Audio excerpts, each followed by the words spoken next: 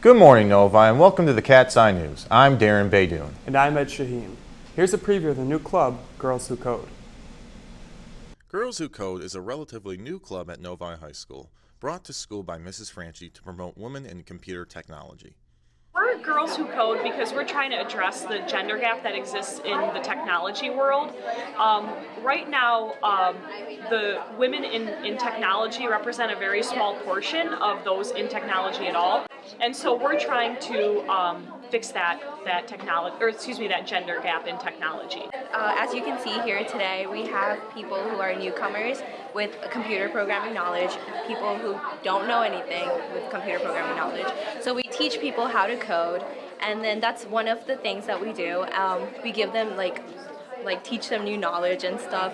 And then second thing is we empower women in the computer tech jobs. Third thing we're planning to do is taking the students now with knowledge, because we're going to teach them over time, and then taking them to middle school to encourage them to continue the pursuit of computer science programming. Coding is a huge growing field right now, and there's a lot of job openings, so it'd be good for job opportunities, and also just technology improves our everyday lives.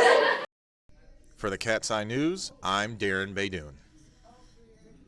In international news, Russian President Vladimir Putin stated he is, quote, not seeking conflict with any country during his annual Kremlin speech to Parliament and the nation. He continued to say, quote, unlike some foreign nations who see Russia as an enemy, we do not seek and never sought enemies, we need friends. However, he also said, quote, we will not permit them to our interest.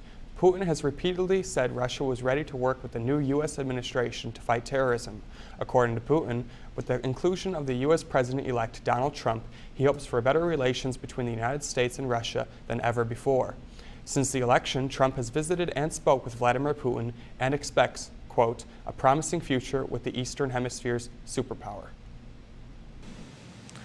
In national news, the death toll from the wildfires raging in several southern U.S. states has risen to 7 as search and rescue operations continue.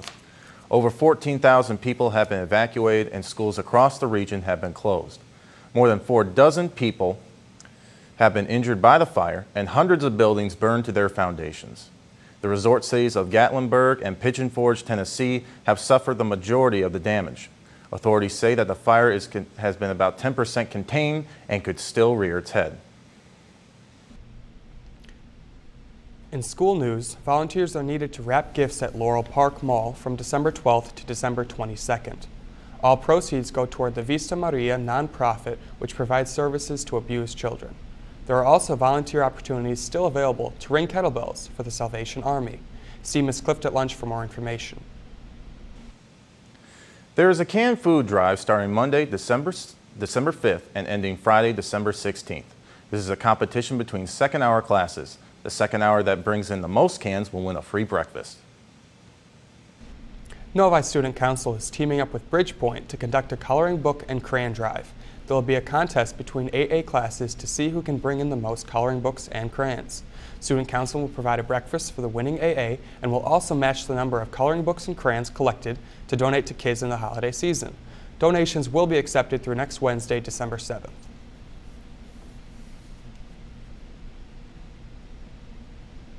That's all for your news. Now over to Garrett with your sports.